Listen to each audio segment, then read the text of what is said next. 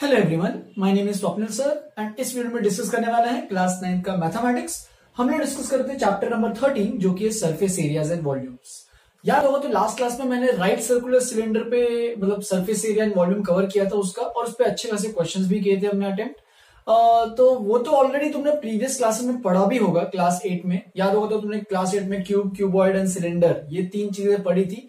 तो वो कुछ नया चीज नहीं था अभी तक पढ़ने के लिए तुम्हें, जो कि अभी राइट सर्कुलर सिलेंडर भी पढ़ा तुमने, उसमें भी कुछ नई चीज नहीं थी क्योंकि वो ऑलरेडी तुमने पढ़ी थी। बस तुमने उसको इन डेप्थ पढ़ा है अच्छे से, फॉर्मूला कहां से आया, कैसे डिराइव हुआ, वो सब चीजें तुम लोग भी समझ में आया होगा। सिमिलरली अभी एक नया टॉपिक स्टार्ट करने वाले हैं जो कि है surface area and volume of a right circular कोन। तो एक कोन, अब दो चीजें बची है बस, cone and sphere and hemisphere. Sphere and hemisphere को दोनों को एक साथ बोल रहा हूं, ठीक है, इसलिए मैं ऐसे दो चीजें बोल रहा हूं। तो cone and sphere and hemisphere, इसके बाद पूरा चैप्टर ही खत्म हो जाएगा। कोशिश करूंगा ये मैं आज के आज ही पूरा खत्म कर लूं, अगर नहीं होता तो मैं नेक्स्ट क्लास में कंटिन्यू करूंगा, ठीक है। तो surface area and volume of right circular कोन, सबसे पहले जानना पड़ेगा राइट सर्कुलर कोन है क्या। जैसे कि तुम लोग ऑलरेडी प्रीवियस क्लास में कोन के बारे में तो सुना ही होगा कि कोन क्या होता है। जैसे कि हमारा आइसक्रीम कोन होता है, उसका जो नीचे वाला वो जो पार्ट होता है, जो क्रिस्पी बिस्किट जो रहता है, उसको वो कोन बोलते हैं, ठीक है। तो कोनिकल शेप कैसा होता है, नीचे में एक कुछ बेस रहता है, वो सर्कुलर, यूजुअली सर्कुलर बेस रहता है, और ऊपर में ऐसे कर्व रहता है। वो सारे जो कर्व पार्ट जो है वो एक पॉइंट पे आके मीट हो रहे होते हैं। तो डायग्राम इस तरीके से दिखता है कोन का। देखो उल्टा अगर पकड़ोगे तो एग्जैक्टली आइसक्रीम कोन दिखेगा, उल्टा ऐसे रखोगे तो उल्टा आइसक्रीम कोन हो जाएगा, बस और कुछ नहीं है। तो ये एक राइट सर्कुलर कोन है। अच्छा, यहाँ पे एक्स्ट्रा वर्ड क्यों यूज किया मैंने, ये तो कोन तो ठीक, कोन तो दिख रहा है, लेकिन राइट और सर्कुलर का क्या मतलब है। तो याद होगा तो मैंने राइट सर्कुलर सिलेंडर भी इंट्रोड्यूस किया था, वैसे ही राइट सर्कुलर कोन भी होता है। राइट सर्कुलर कोन में राइट का मतलब क्या होता है, परपेंडिकुलर। परपेंडिकुलर मतलब ये जो इसका सर्कल है, एक्चुअल में इसका बेस है। देखो सर्कुलर भी क्लियर हो गया कि इसका बेस क्या है, एक सर्कल। अगर बेस एक सर्कल नहीं होता तो वो कुछ और टाइप का कोन होता है। जैसे कि अगर ऐसा कुछ है हमारे पास, ठीक है, तो ये कोन नहीं है, ठीक है, ये कोन राइट सर्कुलर कोन नहीं है, यहाँ पे बेस सर्कल नहीं है, ठीक है। तो ये सब चीजें क्लियर होनी चाहिए। तो कोन में क्या है, यहाँ पे राइट सर्कुलर कोन में क्या होता है कि बेस जो है वो सर्कल रहना चाहिए। देखो ये जो नीचे में ऐसे सर्कल दिखना चाहिए, एग्जैक्टली सर्कल, ठीक है। और ये जो सर्कल में से अगर सारे पॉइंट्स बनाते जाओगे, ऐसे लाइन बनाते जाओगे, तो वो सब लाइंस एक ऊपर में एक वर्टेक्स ओ पे मीट करते हैं, एक पॉइंट पे मीट करते हैं। तो अगर ऐसा कुछ डायग्राम बन रहा है तो वो एक राइट सर्कुलर कोन है। राइट परपेंडिकुलर क्यों, क्योंकि अगर तुम वर्टेक्स से एक यहां पे लाइन बनाते हो बेस पे एग्जैक्टली सेंटर तक, तो वो क्या रहता है, परपेंडिकुलर। यानी एंगल ओपीए, ये जो डायग्राम में दिख रहा है एंगल ओपीए, ये 90 डिग्री रहता है। तो एग्जैक्टली वो जो वर्टेक्स है वो सेंटर पे एग्जैक्टली उसके, ये जो सर्कल का जो सेंटर है, यहाँ पे जो पी दिया है, उसके एग्जैक्टली ऊपर वो वर्टेक्स लाई करना चाहिए। ऐसे नहीं हो सकता कि सर्कल यहाँ पे है और ये यहाँ पे है, तो ये एग्जैक्टली कोन नहीं रहेगा, ये टेढ़ा कोन है, ठीक है। ये जो सेंटर है मतलब वर्टेक्स जो भी है कोन का, वो एग्जैक्टली सेंटर के ऊपर लाई करना चाहिए ऐसा, तभी वो एग्जैक्टली राइट सर्कुलर कोन कहलाएगा। तो राइट का मतलब परपेंडिकुलर, ये एंगल 90 डिग्री, और सर्कुलर मतलब बेस है सर्कुलर, और कोन मतलब तो अभी शिफ्ट तो क्लियर हो गया। एक्चुअल में ये जनरेट कैसे होता है ये टाइप ऑफ सॉलिड, तो उसके लिए भी डेफिनेशन लिखा है कि इसका डेफिनेशन क्या है। It is a solid generated by revolving a line segment.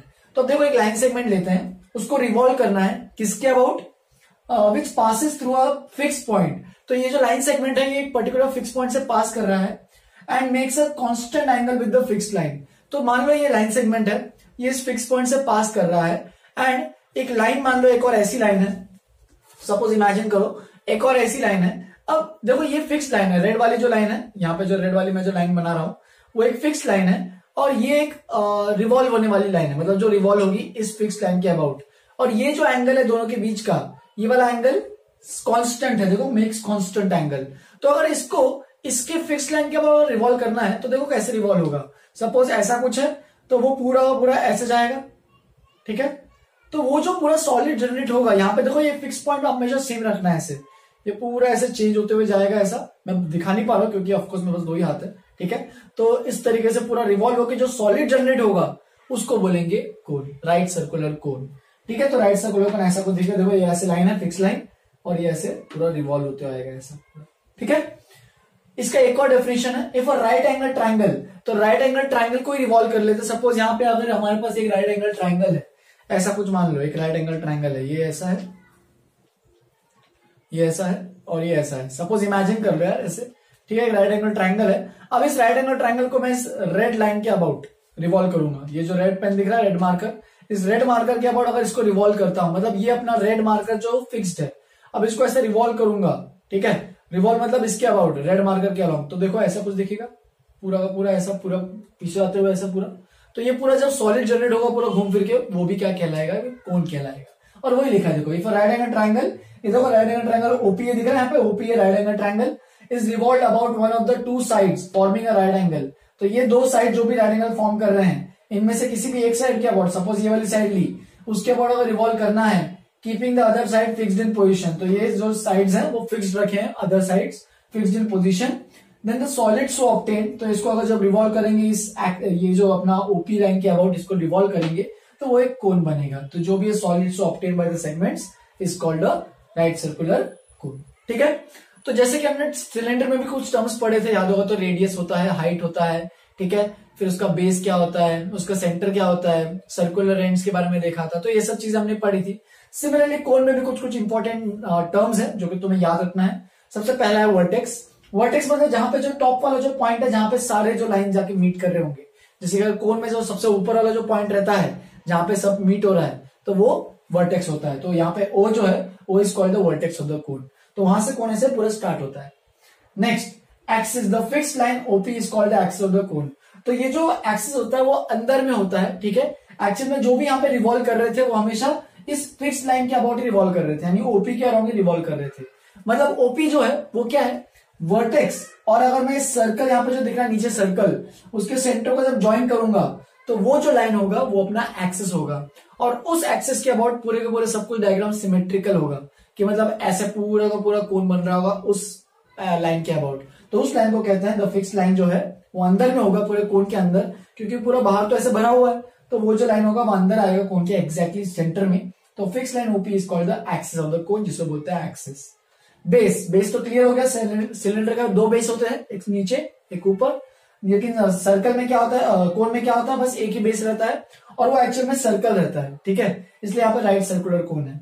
तो द सर्कल एबीसी, ये जो सर्कल देख रहे हो एबीसी, ये जो पूरा का पूरा, अगर तुम बॉटम व्यू से देखते हो तो तुम्हें एग्जैक्टली सर्कल दिखेगा, अगर तुम नीचे से देखते हो, झांकते हो नीचे से, तो वो एक एग्जैक्टली सर्कल दिखेगा, तो वो एक बेस है, तो सर्कुलर बेस है इसका। फिर नेक्स्ट हाइट, फोर्थ वाला, जिसको हम लोग रिप्रेजेंट करते हैं स्मॉल एच से, जैसे कि सिलेंडर में स्मॉल एच से हाइट होती थी, वैसे इसमें भी स्मॉल एच हाइट होता है। फिर स्मॉल आर रेडियस होता है सिलेंडर में, इधर भी स्मॉल आर रेडियस है। दोनों में हाइट का मतलब क्या है, देखो हाइट जैसे कि हमारे सिलेंडर में कितनी ऊंचाई है, कितना ऊंचा सिलेंडर था वो था, सिमिलरली कोन भी कितना ऊंचा, यानी ये जो ओपी का जो लेंथ है वही क्या होगा अपना हाइट। ये वो सबसे टॉप पॉइंट है और पी सबसे बॉटम पॉइंट है, और ये जो वर्टिकल जो परपेंडिकुलर जो लेंथ बन रही है, यानी ये वाला जो चीज कि कोन की कितनी ऊंचाई है, तो वो हाइट होगा। The length of the line segment OP joining the vertex O to the centre of the base P, O से पी बेस का जो सेंटर है, यानी सर्कल का सेंटर जो है उसको जो ज्वाइन कर रहा है, तो वो लाइन सेगमेंट ओपी जो है उसको कहेंगे हाइट, और उसको स्मॉल एच से रिप्रेजेंट करेंगे। Similarly radius R of the cone क्या रहेगा, कि हम लोग अगर जैसे कि मैंने कहा नीचे से अगर झांकेंगे तो हमें एक रेडियस, एक सर्कल दिखेगा, और एक सर्कल है तो सर्कल में खास बात एक ही होती है, वो है रेडियस। तो इस तरीके से हमारे पास क्या होगा, ये रेडियस ऑफ द सर्कल जो होगा, जो भी बेस सर्कल का जो भी रेडियस रहेगा वही एक्चुअल में क्या रहेगा, अपना कोन का रेडियस। तुम चलो देख सकते हो एपी का लेंथ, सीपी का लेंथ, बीपी का लेंथ, ये सब इक्वल रहने वाले हैं। तुम्हें यहाँ पे 3D डायग्राम में तो दिख नहीं रहा होगा, क्योंकि 3D व्यू मैंने बनाने की कोशिश की है। जब तुम इसको नीचे देखोगे तो आराम से समझ जाओगे। जैसे कि यहाँ पे अगर देखोगे नीचे से, तो ये ए आएगा, यहाँ पे बी आएगा, और यहाँ पे कुछ सी आएगा। सबकी लेंथ सेंटर से क्या रहने वाली है, इक्वल टू रेडियस। तो इसलिए द रेडियस एपी, पी तो सेंटर है ना, ये पी सेंटर है, तो एपी, सीपी, बीपी ये सब क्या रहेंगे, इस कोन के रेडियस रहेंगे। तो जो भी सर्कल का रेडियस रहेगा वो कोन का भी वही रेडियस रहेगा, और उसको स्मॉल आर से रिप्रेजेंट करेंगे। स्लैंट हाइट, यहाँ पे एक नई चीज आती है, वो है स्लैंट हाइट एल। तो स्लैंट हाइट का मतलब देखो नाम में ही है कि स्लैंटिंग है, मतलब थोड़ा सा टेढ़ा है, ठीक है। स्लैंट हाइट, और हाइट मतलब ऊंचाई, उसको रिप्रेजेंट करते हैं स्मॉल एल से। ये कोन में एक स्पेशल एक एक्स्ट्रा क्राइटेरिया है, जैसे कि एच और आर तो सिलेंडर में भी थे, यहाँ पे स्लैंट हाइट भी आती है। एक्चुअल में स्लैंट हाइट क्या है, कि ये जो हमारा जो कोन बन रहा है, ठीक है, जैसे कि अगर कोन जो था ऐसा पूरा कुछ बन रहा था, ये वाला कोन, तो ये जो लेंथ है यहाँ पे, जो स्लैंटिंग जो लेंथ है, जो कोन का जो एज है स्लैंटिंग वाला, उसे बोलते हैं स्लैंट हाइट, ठीक है।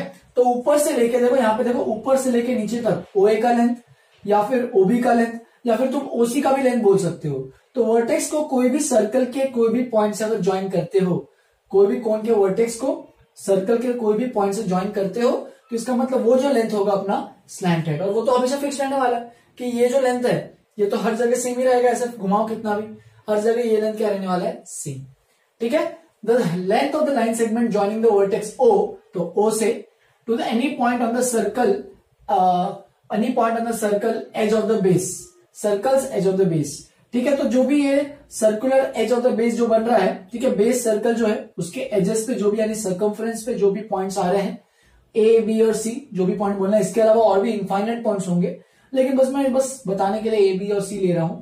तो ये ए बी और C is called the slant height of the cone, यानी यहां से ये ज्वाइन करो ओबी, ओसी ज्वाइन करो, ओए ज्वाइन करो, तो ये सब कुछ सबके सब चीजें क्या होने वाली, equal to the slant height, जिसको हम लोग स्मॉल एल से डिनोट करेंगे।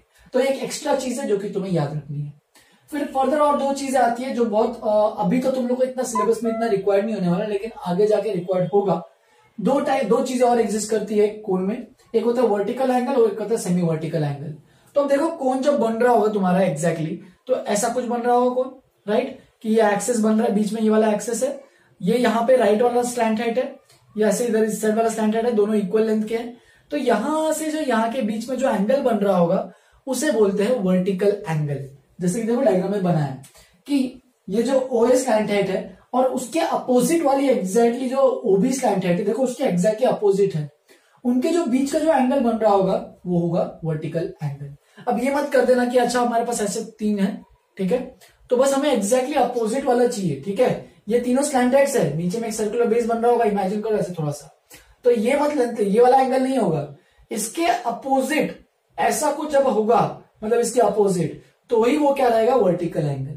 ठीक है, और सेमी वर्टिकल एंगल का मतलब क्या है, उसका आधा, सेमी मतलब सेमी सर्कल पूरा, सेमी सर्कल आधा, तो वर्टिकल एंगल पूरा, सेमी वर्टिकल एंगल मतलब आधा।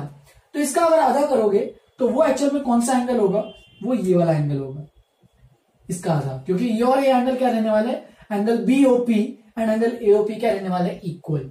तो इसका मतलब ये सेमी वर्टिकल एंगल है और ये पूरा का पूरा वर्टिकल एंगल है। Angle AOB is the vertical angle, angle AOP is called the semi vertical angle. फिर एक लास्ट चीज है, एक और इंपॉर्टेंट जो रिलेशन एग्जिस्ट करता है कोन के लिए, किसके बीच में, स्लैंट हाइट, रेडियस और हाइट के बीच में, LRH। तो वो क्या एग्जिस्ट करता है तुम लोग भी देख सकते हो, तुम्हें तो पता है एक राइट एंगल ट्राइंगल है हमारे पास, ठीक है, OPA। अब जैसे कि मैंने कहा OP का लेंथ क्या है, हाइट है H, ठीक है, फर्दर AP का लेंथ क्या है, तो वो है रेडियस R। फर्दर ये OA का लेंथ क्या है, तो OA जैसे कि मैंने कहा था OA OB OC ये सब क्या रहेंगे, स्लैंट हाइट। तो देख सकते हो ये तो एक राइट एंगल ट्राइंगल है, तो S OPA triangle is a right angle triangle. तो अगर राइट एंगल ट्राइंगल है तो इसमें क्या लगा सकते हो, पाइथागोरस थ्योरम, राइट, तो इसमें पाइथागोरस थ्योरम लगाओ। क्या आएगा पाइथागोरस थ्योरम लगाने के बाद, OP square plus PA square is equal to OA square, तो इस तरीके से आ जाएगा। देयरफॉर OP स्क्वायर, तो OP स्क्वायर है H square plus PA square R square और OA स्क्वायर L स्क्वायर। तो स्लैंट हाइट जो होता है वो होता है under root H square plus R square. यहाँ पे जो भी स्क्वायर रूट लोगे ये एक्चुअल में पॉजिटिव स्क्वायर रूट है, क्योंकि देखो लेंथ तो नेगेटिव होगा नहीं, तो यहाँ पे जब तुम स्क्वायर रूट लोगे इस साइड, तो यहाँ पे बस पॉजिटिव वाला ही वैल्यू लेना, क्योंकि लेंथ नेगेटिव नहीं होने वाला। तो यहाँ पे पॉजिटिव स्क्वायर रूट ओपन करने वाले हैं, क्योंकि इट इज पॉजिटिव वैल्यू। तो ये रिलेशन है, तुम चाहिए तो ऐसे भी याद कर सकते हो, L square equal to H square plus R square. ये रिलेशन है स्लैंट हाइट और रेडियस के बीच में, तो बहुत ही इंपॉर्टेंट रिलेशन है। तो देखो जैसे कि अगर तुम्हें क्वेश्चन में अगर H और R दिया है, हाइट और रेडियस दिया है, तो तुम वहां से तुम स्लैंट हाइट इस फॉर्मूले से निकाल सकते हो, जो कि under root H square plus R square. बहुत सिंपल है ये चीज, ठीक है, समझो इसको, लिखो। मेन मुद्दे पे आते हैं अभी, surface area and volume of a right circular कोन। तो एक बार सरफेस एरिया भी देखते हैं और एक बार वॉल्यूम भी देखेंगे। पहले इतना नोटबुक में एक बार अच्छे से लिखो। चलो फिर आगे बढ़ते हैं, मेन मुद्दे पे आते हैं, जो कि surface area of a cone and volume of a cone. तो बहुत ये दो बेसिक चीजें ही इंपॉर्टेंट चीजें हैं, जैसे कि हमने सिलेंडर के लिए भी सरफेस एरिया एंड कोन किया था, सरफेस एरिया एंड वॉल्यूम किया था, याद होगा तो सिर्फ एक बार रिवीजन करा देता हूं कि surface area, curve surface area of, अगर हम लोग सिलेंडर निकालते हैं तो वो होता है 2 पाई R H, ठीक है, टोटल सरफेस एरिया निकालते हैं तो 2πRH प्लस दोनों जो सर्कुलर एंड्स है सिलेंडर के वो दोनों को भी ऐड करना पड़ता है, यानी प्लस 2πr² हो जाएगा, तो वो होता है टोटल सरफेस एरिया। सिमिलरली अगर वॉल्यूम निकालते थे तो वॉल्यूम का भी फॉर्मूला था हमारे पास πr²h। तो ये बेसिकली तीन फॉर्मुलेस थे, curve surface area, total surface area and volume. Similarly same goes for cone. तो कोन का भी कुछ कुछ फॉर्मुलेज हैं जो कि तुम्हें याद रखने हैं। देखो इनके मैं डेरिवेशन तो इनके बता सकता हूं, लेकिन ये प्रॉपर डेरिवेशन नहीं है, तुम लोगों को ऐसे डेरिवेशन करने की बिल्कुल जरूरत नहीं है, बस ये फॉर्मुलेज याद रखने हैं। तुम जब फर्दर एडवांस मैथमेटिक्स पढ़ोगे तो इनका प्रॉपर डेरिवेशन पढ़ोगे, जब हायर कैलकुलस मैथमेटिक्स पढ़ते हो तब। ठीक है, अभी के लिए कुछ टेंशन मत लेना बिल्कुल। तो कोन के बारे में देखते हैं। तो कोन देखो कैसा है, ऐसा कुछ कोन है। अब एक इमेजिन करो, तुम्हें मैं जो प्रूफ बता रहा हूं थोड़ा सा वो एक्सपेरिमेंटल प्रूफ है, ठीक है, मैथमेटिकल प्रूफ नहीं है, मतलब हम लोग कुछ मैथमेटिक्स से कुछ ज्यादा करनी है, थोड़ा सा करेंगे बस, ज्यादा नहीं। तो देखो हमारे पास एक कोन है जिसका रेडियस है r, हाइट है h और ये स्लैंट हाइट है l। सपोज एक पेपर से तुम बचपन में बनाते थे, एक कोन बनता था, पेपर से बना सकते हो कोन, ठीक है। तो जब इस सपोज ये पेपर से बना हुआ कोन को अगर मैं यहां से एक पॉइंट से काटता हूं, ठीक है, मतलब ये पॉइंट और ये वर्टेक्स को ऐसे काटता हूं अच्छे से, ठीक है, तो जब इसको ओपन करोगे तो वो ओपन करने के बाद एक सर्कल बन जाएगा, लेकिन पूरा सर्कल नहीं बनेगा। तुम लोग देख सकते हो ऐसा कुछ सर्कल बनेगा, ठीक है। तुम्हें अगर मतलब ये पूरा कोन ऐसे एक एज से काटते हो तो ऐसा पूरा कोन बन जाएगा। ऑफ कोर्स मैं नीचे में कोई सर्कुलर बेस में गिर नहीं रहा हूं, लेकिन समझ लेना ऐसा कुछ बनेगा। ये अपना वर्टेक्स ओ है तो ये ओ बन जाएगा, ये अपना ए पॉइंट है तो ये ए है, घूम फिर के वापस से ये ए पॉइंट रहेगा क्योंकि वही ज्वाइन हो रहा है। तो ऐसा कट करने के बाद ऐसा हो जाएगा। तो देखो यहाँ पे इसका लेंथ कितना हो जाएगा एल। देखो ओ ए का लेंथ स्लैंट हाइट है एल, ठीक है। तुम यहां से सेंटर से कोई भी लेंथ निकालोगे तो हमेशा क्या आने वाला है, एल ही आने वाला है। यहां से ये वाला भी लेंथ निकालो, सब एल आने वाला है, ठीक है। अब मैं क्या कर रहा हूं, ये जो अपना फिगर बना है, मुझे अगर कर्व सरफेस एरिया निकालना है सबसे पहली जो चीज, तो मतलब मुझे ये जो कर्व जो पार्ट है ऊपर में जो कोनिकल जो पार्ट बन रहा है कर्व पार्ट, यानी इसी का तो एरिया मुझे निकालना है, ये वाला पूरा, ठीक है, ये तो पूरा एरिया निकालना है। तो इसको कैसे निकालोगे, तो मैं क्या करूंगा, इनको छोटे छोटे ट्राइंगल्स में ब्रेक करने वाला हूं, ठीक है, ऐसे छोटे छोटे ट्राइंगल्स में ब्रेक करने वाला हूं। जैसे कि देखो ऐसा कुछ दिखेगा, पहला ट्राइंगल ऐसा बहुत छोटा ट्राइंगल दिखेगा। अब तुम लोग बोलोगे सर ये ट्राइंगल कैसे हुआ, ये नीचे में थोड़ा कर्व पार्ट है। मैं जितना छोटे पीसेस कट करूंगा उतना जो अपना जो ये एज है, देख सकते हो, ये एक्चुअल में जब तुम देखोगे इसको ऐसे कट करते, मतलब देखते जाओगे, डिवाइड करते जाओगे ऐसे अलग अलग ट्राइंगल्स को, तो ये इसको तुम निग्लेक्ट करके इसको बोल सकते हो ये बेस है, इसको बोल दो B1, इसको बोल दो B2 बेस, इसको बोल दो B3 बेस, ऐसे सो ऑन टिल जा रहा है, पूरा घूम फिर के आएगा यहां तक लास्ट में, और ये लास्ट में ऐसे सपोज BN बेस है। तो टोटल मैंने ऐसे n पीसेस में इसको डिस्ट्रीब्यूट किया है, ऐसे जा रहा है सो ऑन टिल, ये अपना O है, ये A है और ये भी A है। तो देखो अगर तुम्हें अगर इसका कर्व, इसका पूरा एरिया निकालना है तो ये 2D फिगर हो गया। अब इसका अगर एरिया निकालना है तुम्हें क्या करना है, ऐसे हर एक ट्रायंगल का एरिया निकालना पड़ेगा। तो हमें पता है कि यहां से इसका लेंथ, परपेंडिकुलर लेंथ, तो वो तो लेंथ कितना है, वो तो एल ही है, ठीक है, अप्रोक्सीमेटली एल ही बोलो क्योंकि वो स्लैंटेड है ना। सेंटर से इस पे कोई भी अगर लेंथ निकालोगे तो वो तो सब एल रहने वाला है, तो ये एल हो गया।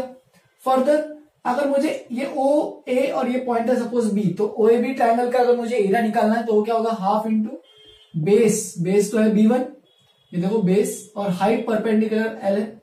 सिमिलरली ऐसे हर एक ट्राइंगल का निकालते जाऊंगा, half into base B2 into L, ऐसे सो ऑन टिल जाऊंगा लास्ट तक half into BN into L, right. तो देखो अगर मैं इन सबको ऐड करूंगा तो वो हो जाएगा half B1 plus B2 plus so on till BN into L, यानी इसको ऐसे लिख सकते हैं हाफ इंटू एल इंटू, अब B1 plus B2 plus B3, यानी देखो क्या है, ये B1, ये B2, ये B3, ऐसे B4, B5 so on till BN। तो इन सबको ऐड करेंगे, इसका मतलब मुझे क्या मिलने वाला है, मुझे एक्चुअल में ये जो कोन का जो बेस है, जो सर्कल है, कोन का जो बेस सर्कल है, उसका मुझे सर्कमफ्रेंस मिलने वाला है। तो सर्कमफ्रेंस ऑफ बेस यहां पे लिख सकता हूं, circumference of base of the कोन, जितना जो कितना है, देखो इसको हमने फॉर्मूला निकाल लिया, हाफ इंटू एल तो मैंने निकाल लिया, हाफ इंटू एल, और ये क्या है, circumference of the base of the cone which is 2πr, क्योंकि देखो सर्कमफ्रेंस ऑफ सर्कल कितना होता है, 2πr ही तो होता है ना, तो इसका मतलब ये 2πr, तो 2 और 2 कैंसिल, तो हमारे पास फॉर्मूला बनके तैयार हो जाता है, curve surface area is equal to πrl square unit. यहाँ पे एल जो है स्लैंट हाइट है, आर जो है वो रेडियस है, यहाँ पे एच का अभी तक कोई यूज नहीं करना है, तो सरफेस एरिया में एच का कोई फॉर्मूला नहीं है, याद रखना ये चीज, ठीक है। तो ये हो गया कर्व सरफेस एरिया। फिर अगर टोटल सरफेस एरिया निकालना है तो अगर टोटल सरफेस एरिया में मतलब क्या है, देखो कोन है, कोन में तो एक कर्व सरफेस एरिया तो पार्ट हो गया। सपोज कई बार क्या होता है कि जो कोन रहता है वो नीचे से ओपन रहता है, तो उसमें नीचे की गिरने की जरूरत नहीं रहती है। लेकिन कई बार क्या होता है कि कोन नीचे से भी क्लोज रहता है, कि बंद रहता है। जैसे कि अगर सपोज आइसक्रीम कोन खाता है तो आइसक्रीम कोन में वो जो नीचे वाला सर्कुलर पार्ट है वो ओपन रहता है, तो उसको गिनने की जरूरत नहीं है। लेकिन जब अपने पास कोई अगर कोई ब्लॉक है, सॉलिड ब्लॉक है जो नीचे से भी क्लोज है, मतलब ऐसा सॉलिड कोन है जो नीचे से भी बंद है, तो उसका surface area, total surface area मतलब कौन कौन से सरफेसेस आ गए अभी, ये तो कर्व सरफेस एरिया तो आ गया, प्लस ये जो सर्कुलर बेस है उसको भी ऐड करना पड़ेगा। तो देखो TSA total surface area is equal to curve surface area plus area of circular base. CS तो हमने पहले निकाला पाई आर, और एरिया ऑफ सर्कल क्या होता है, पाई आर स्क्वायर, तो इसको ऐड कर दिया, पाई आर कॉमन तो बचा एल प्लस आर ब्रैकेट के अंदर। तो ये हो जाता है TSA for when the base of the circle, circular base is closed. तो इसलिए यहाँ पे लिखा है the base of the cone is to be closed, अगर बंद करना है उसे तो टोटल सरफेस एरिया ये हो जाएगा। अगर आप बंद नहीं करना है तो एक्चुअल में अगर नीचे में ओपन है तो उसका टीएसए और उसका सीएसए दोनों सेम ही हो जाएगा, क्योंकि उसमें और कोई पार्ट नहीं एक्स्ट्रा ऐड होने वाला एरिया में। फिर ये हो गया टीएसए, तो उसमें कुछ प्रूफ करने की जरूरत नहीं। वॉल्यूम, अब वॉल्यूम का एक बहुत ही भयंकर प्रूफ होता है जो कि तुम्हें करने की इसका भी जरूरत नहीं है प्रूफ, बस तुम्हें फॉर्मूला याद रखना है 1/3 पाई आर स्क्वायर एच। तुम इसको एक्सपेरिमेंटल घर पे बैठ के प्रूफ कर सकते हो, मतलब एक एक्सपेरिमेंट के थ्रू, लेकिन उसमें तुम्हें कुछ कंस्ट्रक्ट करने पड़ेंगे, बनाने पड़ेंगे। क्या लो, तुम एक सिलेंडर लो जिसका रेडियस कुछ एक पर्टिकुलर और हाइट कुछ एक पर्टिकुलर मान के चलो, ठीक है। मान लो रेडियस 1 सेंटीमीटर है, हाइट 2 सेंटीमीटर, ठीक है। तो एक सिलेंडर लिया, उसमें रेडियस 1 सेंटीमीटर और हाइट 2 सेंटीमीटर जो भी है, उसमें पूरा का पूरा मतलब एक ओपन सिलेंडर लिया है, उसमें पूरा का पूरा पानी भरते जाओ एक सिलेंडर में, ठीक है। उतना पानी भरो ताकि वो पूरा ऊपर तक भर जाए। अब क्या करो, उसी सिलेंडर का पानी तुम्हें एग्जैक्टली गिरना नहीं चाहिए, ध्यान से रखना। उस सिलेंडर के पानी में से जितना भी मतलब पूरा पानी भरा हुआ है उसको एक कोन में डालना है तुम्हें, ठीक है। तो तुम उस कोन में डालोगे तो ऑफकोर्स तुम अभी कोन कैसे लोगे, कोन ऐसे ही डालो, लेकिन उल्टा लेना, क्योंकि ऐसे तो डालोगे कैसे, हमें इसके अंदर भरना है ना, ठीक है। तो इसमें कोन में डालो, ठीक है। कोन में ऐसे एक एक करके डालते जाओ, वो जो सिलेंडर का जो पानी है ना उसको कोन में ऐसे भरते जाओ पूरा, ठीक है। अब भरते जाओगे तो अपने आप समझ में आएगा कि पूरा तो कोन भरने नहीं वाला है, ठीक है। कोन ऐसा है, उसमें ऐसे भरते जा रहे हो तो थोड़ा सा कोन भरा, लेकिन अभी भी सिलेंडर में पानी बचेगा, तो जो भी भरा है उसको चाहिए तो साइड में रख दो, फेंक दो उसको। फिर वापस से वही कोन लो, वापस से पानी भरो सिलेंडर में, ठीक है। दूसरी बार भरा, लेकिन अभी भी सिलेंडर का पानी खत्म नहीं हुआ है, तो वापस से कोन वाले पानी को फेंक दो। वापस से थर्ड टाइम जब सिलेंडर का जब पानी भरते हो, जो बचा कुचा पानी है, जब थर्ड टाइम भरते हो तो इसका मतलब वो पूरा कोन एग्जैक्टली ब्रिम तक भर जाता है। जैसे कि हमने पहले 2 बार हमने जब भरा था उस टाइम हमने एग्जैक्टली ब्रिम तक भरा, लेकिन सिलेंडर में पानी बचा हुआ था। तो जब तक ये सिलेंडर का पानी खत्म नहीं होता तो भरते जाओ। तो तुम ये नोटिस करोगे जब थर्ड टाइम भर रहे होंगे ना तुम सिलेंडर का पानी कोन में, तो नोटिस होगा तुम्हें ये चीज कि तुम्हारा पूरा सिलेंडर का पानी एग्जैक्टली खत्म हो जाएगा और कोन का पानी थर्ड टाइम पूरा ऊपर तक भर रहा होगा। तो तुम देख सकते हो कि कोन का जो वॉल्यूम, सिलेंडर का जो वॉल्यूम है वो 3 टाइम्स है ऑफ दैट ऑफ द कोन। अब याद करो सिलेंडर का वॉल्यूम क्या था, पाई आर स्क्वायर एच, ठीक है। अब कोन का वॉल्यूम क्या होगा, उसका 1/3, क्योंकि वो कम है ना कोन का वॉल्यूम। इसका मतलब अगर तुम सिलेंडर में, अगर ऐसा कोई सिलेंडर है, इसमें अगर कोन डालते हो जिसका बेस रेडियस और हाइट दोनों का सेम है, जैसे कि हाइट एच है और इसके अंदर ऐसा कुछ कोन है, इसका बेस रेडियस आर है, दोनों का देख सकते हो, सिलेंडर और कोन दोनों का रेडियस आर है। तो ये जो कोन और ये जो सिलेंडर में इसका जो वॉल्यूम होगा वो 1/3 होगा टोटल सिलेंडर के वॉल्यूम से। तो सिलेंडर का वॉल्यूम कितना है, तो वो है पाई आर स्क्वायर एच, तो 1/3 of pi R square H रहेगा अपना कोन का वॉल्यूम। तो इस तरीके से तुम्हें बस याद रखो, एक्सपेरिमेंटल प्रूफ बता है। अगर तुम्हें मैथमेटिकल प्रूफ जानना है तो तुम अभी मत जानो कुछ, तुम्हें अभी उसके लिए हायर नॉलेज लगेगा, थोड़ा मैथ्स में कैलकुलस पढ़ना पड़ेगा, तब जाके तुम कर पाओगे उस चीज को अच्छे से, ठीक है।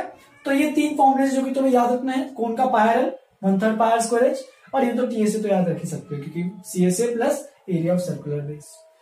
एग्जांपल से स्टार्ट करते हैं, चलो कोन पे एग्जांपल करेंगे। हाइट ऑफ अ कोन, देखो बहुत सिंपल एग्जांपल्स है। हाइट ऑफ अ कोन दिया है 16 सेंटीमीटर, बेस रेडियस दिया है 12 सेंटीमीटर, लिखते जाओ जो भी है। सीएसए निकालना है, तो सीएसए निकालने के लिए फॉर्मूला याद होना चाहिए, पाई आर एल होता है, लेकिन यहाँ पे मेरा एच और आर है, तो एल कहां से आएगा, हमारे पास उसका भी फॉर्मूला याद होगा, तो L square equal to H square plus R square, या फिर L equal to under root H square plus R square. तो ये क्या बन जाएगा, देखो 16 square plus 12 square which is equal to कितना हो जाएगा 16 square is 256, 12 square is 144, add करोगे तो ये बन जाएगा टोटल 400 और स्क्वायर रूट ऑफ 400 हो जाएगा हमारे पास 20। पॉजिटिव स्क्वायर रूट ही लेना तो हमारे पास एल भी आ गया, स्लैंट हेड भी आ गया 20 सेंटीमीटर। अब बस खेल तुम्हारा है, सीएस से निकालो पाई आर एल, पाई हमारे पास क्या लेना है 3.14, रेडियस क्या है 12 और एल क्या है 20।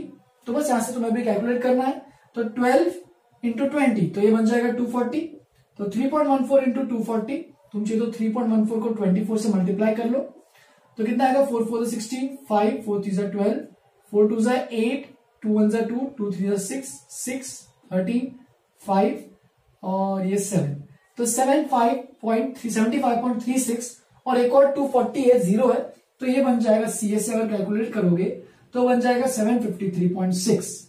अच्छा, यूनिट्स की कहानी मैंने याद वापस से दिला देता हूं कि जैसे कि हमारा सिलेंडर में यूनिट्स क्या था, एरिया जो होता है वो स्क्वायर यूनिट्स में होता था और वॉल्यूम क्यूबिक यूनिट्स में होता था। सेम गोज फॉर कोन कि जो कर्व सरफेस एरिया वो square units, total surface area भी स्क्वायर यूनिट्स, यानी अगर सेंटीमीटर है तो square centimetre, centimetre square, centimetre तो square centimetre, centimetre square, centimetre अगर लेंथ है तो यहाँ पे क्यूबिक सेंटीमीटर या फिर सेंटीमीटर का क्यूब, तो वॉल्यूम में क्यूब आता है, एरिया में स्क्वायर आता है बस।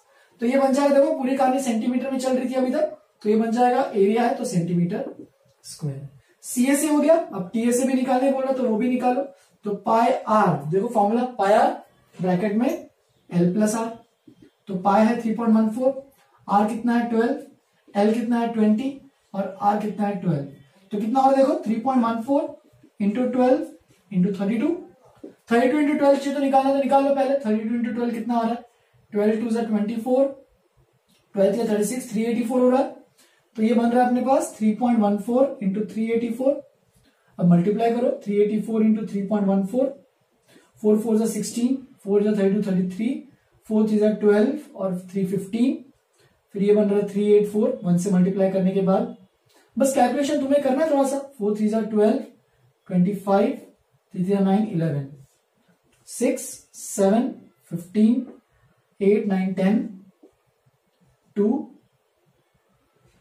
तो देख सकते हो 2 के बाद डेसिमल है तो इस आंसर हमारे पास आ रहा है 1205.76 सेंटीमीटर स्क्वायर। एरिया है तो आप इसे सेंटीमीटर स्क्वायर आएगा। तो इस तरीके से तुम्हें ये फॉर्मुलेस निकालने हैं, लिख लो इसको अच्छे से, ये तीनों फॉर्मुलेस लिख लो, एग्जांपल भी लिख लो, आगे और भी कुछ एग्जांपल्स करते हैं। जो बचा अपना एक और टॉपिक कौन सा है, कोन, हेमिस्फीयर और स्फीयर, उसको अपन नेक्स्ट क्लास में देखेंगे, वो भी नेक्स्ट क्लास में आराम से एक एक करके लेक्चर में खत्म करेंगे, टेंशन मत लेना। एग्जाम्पल को लिखो, और भी कुछ एग्जाम्पल्स है वो भी करने वाला हूं, लिख लो पहले। चलो फिर आगे बढ़ते हैं एग्जाम्पल नंबर 2 के साथ। Diameters of the two cones are equal, तो मतलब दो कोन्स है यहाँ पे, ठीक है। सपोज मान लो कोन 1 ऐसा कुछ है, छोटा डायग्राम बना रहा हूं, और कोन 2 ऐसा कुछ है, तो दोनों के डायमीटर इक्वल है, यानी ये D1 और ये D2 दोनों डायमीटर जो क्या है इक्वल। तो अगर देखो यहाँ पे क्या दिया गिवन में, डायमीटर और इक्वल है, D1 equal to D2 is equal to D, तो हम लोगों का डायमीटर इक्वल है तो हम लोग ये भी बोल सकते हैं कि अगर दोनों के डायमीटर इक्वल है तो दोनों के सर्कल के रेडियस भी तो इक्वली तो रहेंगे ना, क्योंकि डायमीटर क्या होता है, मतलब R1 और R2 दोनों क्या हो जाएंगे D/2, ठीक है, क्योंकि डायमीटर का आधा, तो दोनों के डायमीटर के आधा अगर करोगे तो D1/2, दोनों क्या रहेंगे रेडियस, तो दोनों के रेडियस इक्वल हो गए। मैंने चलो मान लिया R, जैसे कि मैंने इसको डायमीटर को मान लिया D, माना था दोनों के डायमीटर को। सिमिलरली और क्या दिया, slant heights are in the ratio, तो स्लैंट हाइट L1:L2, ये रेशियो में दिया है 5:4, तो एक काम करो यहाँ पे L1 को मान लो 5x एंड L2 को मान लो 4x। अब वो क्या बोल रहा है, find the ratio of the curve surface area, यानी CSA ऑफ द फर्स्ट कोन, ये फर्स्ट कोन है अपना और ये सेकंड कोन है, तो CSA of first cone upon CSA of second cone. तो CSA का फॉर्मूला क्या होता है, तो होता है पाई R1L1 हो जाएगा इस केस में, क्योंकि फर्स्ट कोन है, और यहाँ पे पाई R2L2 हो जाएगा। तो पाई R1 कितना है, तो R1 तो R के बराबर है, L1 कितना है, तो L1 है 5x इंटू नीचे में भी देखो यहाँ पे पाई R2 कितना है, तो R2 भी R के बराबर है, क्योंकि दोनों का रेडियस सेम है, डायमीटर भी सेम था। L2 किसके बराबर है, तो L2 4x के बराबर है। तो देख सकते हैं यहाँ पे पाई और पाई कैंसिल, R और R कैंसिल, x और x कैंसिल, तो ये बन रहा है 5/4। देयरफॉर कर्व सरफेस एरिया का भी रेशियो क्या रहेगा, 5:4, क्योंकि यहाँ पे दोनों के डायमीटर्स इक्वल है, तो कर्व सरफेस एरिया का भी रेशियो उसके स्लैंट हेड के रेशियो के बराबर रहेगा। सिंपल सा क्वेश्चन था। आगे बढ़ते हैं एग्जांपल नंबर 3 के साथ। The height and slant height of a cone, तो हाइट दिया हमारे पास 21 सेंटीमीटर, स्लैंट हेड दिया हमारे पास 28 centimetre. Find the volume of the कोन, तो वॉल्यूम का फॉर्मूला क्या होता है, तो वॉल्यूम होता है हमारे पास 1/3 पाई आर स्क्वायर एच, ये फॉर्मूला होता है। लेकिन इसमें देखो आर और एच है, यहाँ पे मुझे एच और एल दिया है तो मुझे आर निकालना पड़ेगा। तो सबसे पहले आर कैसे निकालेंगे, तो हमें फॉर्मूला पता है L square equal to H square plus R square. तो इसका मतलब R square is equal to L square minus H square, या फिर R is equal to under root L square minus H square. तो यहाँ पे एल और H put कर दो। एल कितना है 28 का स्क्वायर, माइनस एच कितना है 21 का स्क्वायर।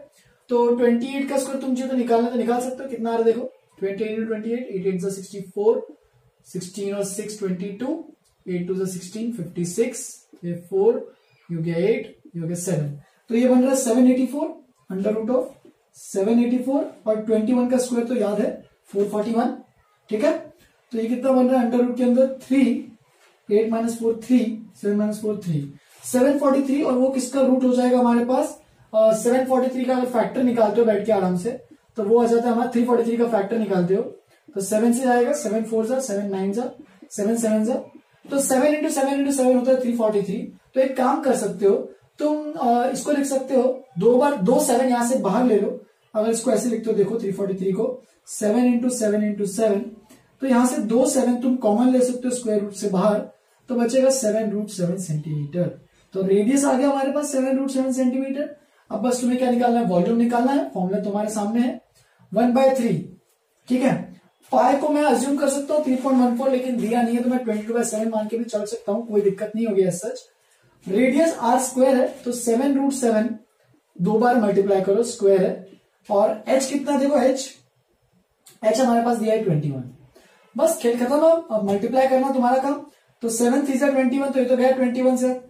तो वॉल्यूम इज इक्वल टू 22, तो ये 7 into 7 और √7 into √7, तो देखो 7 into 7 into 7 हो जाएगा। इनफैक्ट ये आर स्क्वायर था, और आर स्क्वायर कितना आ रहा था देखो, आर स्क्वायर 343 आ रहा था। तो मैं डायरेक्टली यहाँ पे 343 लिख दूं, ठीक है। तुम लोग खुद से कैलकुलेशन करके देख लेना एक बार।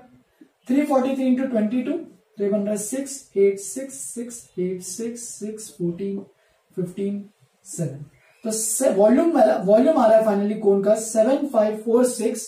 अब देखो पूरी कहानी सेंटीमीटर में थी, तो ये बन जाएगा वॉल्यूम की बात क्यू। तो इस तरीके से इसका वॉल्यूम निकालना है। Next example number 4। The radius and height of a right circular cone are in the ratio 5:12। तो यहाँ पर रेडियस इज टू हाइट, इसका रेशियो दिया है 5:12।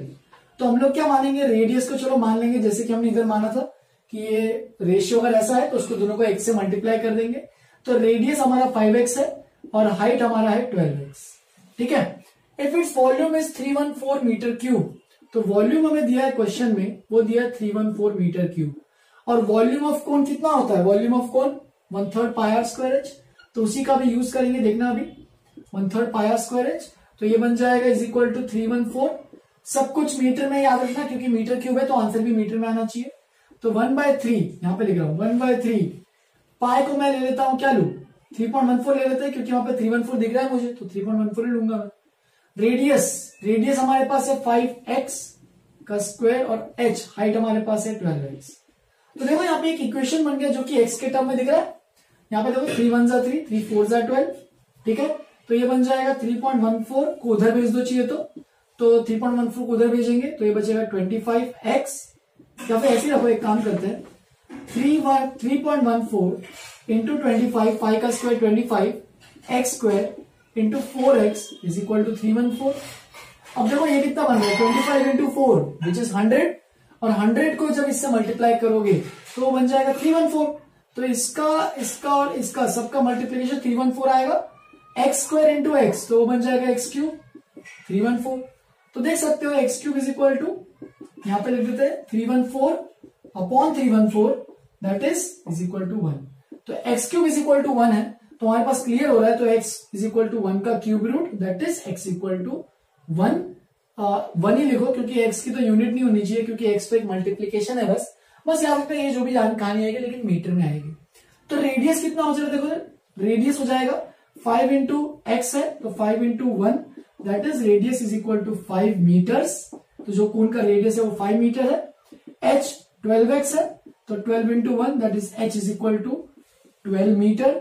निकालना गया था क्वेश्चन में find it slant height and radius. तो देख सकते हो मैंने रेडियस तो ऑलरेडी निकाल लिया है, बस स्लैंट हाइट निकालना है। तो स्लैंट हाइट का फॉर्मूला तुम्हारे पास तैयार है, L square equal to H square plus R square. तो ये बन जाएगा देखो L is equal to under root H square plus R square. H कितना है 12, तो 12 का स्क्वायर, आर कितना है 5 का स्क्वायर। तो एल बन जाएगा हमारे पास 12 का स्क्वायर होता है 144 plus 25 which is equal to 169। Therefore, slant height is equal to 13 centimeter. Hence, question का answer radius slant height is 13 centimeter and radius is 5. Sorry, centimetre नहीं है यहाँ पे, पूरी कहानी मीटर में थी ना, तो 13 मीटर स्लैंट हाइट हो गया और रेडियस 5 मीटर। तो इस तरीके से इन तीनों क्वेश्चंस को भी अच्छे से एक बार लिखो। लास्ट के और भी 2 क्वेश्चंस करते हैं प्रैक्टिस के लिए और फिर खत्म करेंगे, ठीक है। लिख लो इसको, आगे बढ़ते हैं। चलो फिर आगे बढ़ते हैं, आज के लास्ट के 2 क्वेश्चंस भी डिस्कस करके खत्म करते हैं। तो देखो एग्जांपल नंबर 5, अ कॉनकॉव जैसे कि भुट्टा जो होता है, ठीक है, वो दिया डायग्राम में, see figure, shaped somewhat like a cone, यहाँ पे लिखना भूल गया शायद, लिख देना shaped somewhat like a cone, ठीक है। तो एक कोन की तरह शेप है, थोड़ा सा ऐसे इमेजिन करो कि एग्जैक्ट कोन तो नहीं होगा लेकिन कोन की तरह शेप है, थोड़ा सा हम लोग अप्रोक्सीमेशन से अज्यूम कर सकते हैं। Somewhat like a cone has the radius of its broadest and, मतलब सबसे जो मोटा जो एंड है उसके नीचे होगा, उसका जो रेडियस है वो हमारे पास है 2.1 सेंटीमीटर। तो radius of the concave, radius R of the concave is equal to कितना दिया है 2.1 सेंटीमीटर, आर हमारे पास है 2.1। फिर लेंथ मतलब ये पूरा पूरा हाइट ही है, तो हाइट h ऑफ द कॉनकॉव कितना रहेगा, हाइट h दिया है क्वेश्चन में, h कितना है 20 सेंटीमीटर, पूरी कहानी सेंटीमीटर में चल रही है। अब if each 1 centimetre square of the surface of the cob carries an average of 4 grains. तो देखो कॉनकॉब में जो यहाँ पे ग्रेन्स होते हैं, ये पर्टिकुलर एक ग्रेन है, ऐसे ये एक पर्टिकुलर ग्रेन है, तो यहाँ पे जो भी ग्रेन्स होते हैं, अगर तुम यहाँ पे 1 सेंटीमीटर स्क्वायर का एरिया देखोगे, सरफेस ऑफ एरिया देखोगे, तो इसमें टोटल 4 ग्रेन मिलेंगे। तो यहाँ पे लिख सकते हो 1 centimetre square of the surface has 4 grains, ठीक है। 1 centimetre square of the surface जो होगा उस कॉन के सरफेस पे वो 4 ग्रेन्स कैरी कर रहा है। Then how many grains would you find on the entire crop. तो बहुत सिंपल सा क्वेश्चन है, तुम्हें यहाँ पे क्या निकालना है, तुम्हें यहाँ पे कर्व सरफेस एरिया निकालना है, क्योंकि देखो जो भी ग्रेन्स होंगे वो तो इस कर्व सरफेस पे रहेंगे ना, बेस में तो कुछ नीचे तो नहीं रहेगा, बस कर्व सरफेस पे रहेगा, ठीक है। तो यहाँ पे तुम्हें कर्व सरफेस एरिया निकालना है, लेकिन curve surface area of the concave निकालने के लिए तुम्हारा फॉर्मूले के हिसाब से तुम्हें क्या क्या चाहिए होगा, पाई आर एल। आर तो पता है लेकिन एल नहीं पता है, तो सबसे पहले एल निकालते हैं। एल होगा under root H square plus R square which is equal to under root, तो 2.1 का स्क्वायर प्लस 20 का स्क्वायर, राइट। तो ये बन जाएगा कितना 4.41 प्लस 400, तो ये बन जाएगा कितना अंडर रूट 404.41, ऐसा कुछ बन जाएगा स्क्वायर रूट के अंदर। तो तुम इसका स्क्वायर रूट निकाल सकते हो बाय स्क्वायर डिवीजन मेथड, मतलब डिवीजन मेथड जो होता है अपना, उससे निकालने तो निकाल सकते हो। चेक करते हैं, क्या पता आ जाए उसी से, याद होगा तो हम लोग ऐसे डिवाइड करते हैं, ठीक है। तो ये बन जाएगा 2 2 4, यहाँ पे +2 करते हैं, याद जिनको है अच्छी बात है, नहीं याद है थोड़ा सा रिवीजन करो फिर, और थोड़ा सा एक बार जाके पढ़ाई करो इसके बारे में। इसको मैं 0 कर देता हूं यहाँ पे, क्योंकि है ही नहीं कुछ यहाँ पे। तो ये 4 बचेगा 441, तो ये बचेगा 0, तो ये बचेगा 40। अब 40 तुम चाहे तो 1 करना तो 1 कर सकते हो, कोई दिक्कत नहीं है। तो 401 41 और भी आगे जाके जा सकते हो। तो मैंने अप्रोक्सीमेटली स्लैंट हाइट निकाल ली है 20.1 सेंटीमीटर। तुम यहाँ पे देख भी सकते हो 400 अगर होता तो 400 का स्क्वायर रूट 20 होता, लेकिन 400 से थोड़ा सा ज्यादा जा रहा है, इसलिए भी 20 से थोड़ा सा ज्यादा जाएगा। तो लेंस स्लैंट हाइट आ गया हमारे पास 20.1 सेंटीमीटर। तुम और भी डेसिमल में निकालना तो निकाल सकते हो, जैसे कि यहाँ पे 1, ये भी 1, 402, तो फर्दर और 2 0 मुझे डालने पड़ेंगे यहाँ पे नीचे 4100। तो 4100 में यहाँ पे ऑफिस से मेरे ख्याल से कितना आएगा 1 आएगा, 4021, ये भी 1, तो 20.11 सेंटीमीटर अप्रोक्सीमेटली तुम निकालना तो निकाल सकते हो ऐसे। फिर ये तो हो गया स्लैंट हाइट। अब निकालते curve surface area of the curve, तो कितना है पाई यहाँ पे दिया नहीं है तो अपन क्या मानेंगे 3.14 ही मानते हैं। पाई आर रेडियस कितना है तो वो 2.1 इंटू एल कितना है 20.11, ये वाला फॉर्मूला यूज कर रहा हूं बस में। तो देखो कितना आ जाएगा, तुम्हें यहाँ पे मल्टीप्लीकेशन थोड़ा सा करना पड़ेगा। तो 20.11 इंटू 2.1 तो 2011, 4022 तो 13224, 3 के बाद डेसिमल तो ये बन रहा है 42.231, 42.231 इंटू फर्दर 3.14 से भी मल्टीप्लाई करना है 3.14, और इस साइड लिखता हूं मैं इसको, यहां पे करते चलो एक काम करते 42.231 3.14 तो 4 1 जा 4, 4 3 जा 12, 4 4 2 जा 8 9, 4 2 जा 8, 4 4 जा 16, फिर 1 3 2 2 4, फर्दर 3 1 जा 3, 3 3 जा 9, 3 2 जा 6, 3 2 जा 6, 3 4 जा 12, तो ये 4, ये 3, ये हो गया 15, ये हो रहा है 10 20, ये हो रहा है अपने पास 10 16, ये 1 2 और 10 और 2 12 13, तो ऐसा कुछ बन रहा है हमारे पास 5 पॉइंट का डेसिमल 3 4 5, तो ये बन रहा है हमारे पास कर्व्ड सरफेस एरिया जो है वो बन रहा है 132.60534 सेंटीमीटर स्क्वायर, क्योंकि सारी कहानी सेंटीमीटर में है। तो थोड़ा सा कैलकुलेशन यहाँ पे डिफिकल्ट जाएगा, लेकिन करते रहना सॉल्व हो जाएगा बस। लेकिन हुआ नहीं अभी तक पूरा, हमारे पास ये था कि 1 centimetre square surface carries 4 grains. Now as 1 centimetre square of surface area of the cob has 4 grains, so therefore 132.60534 centimeter square of surface area of the cob will carry how much।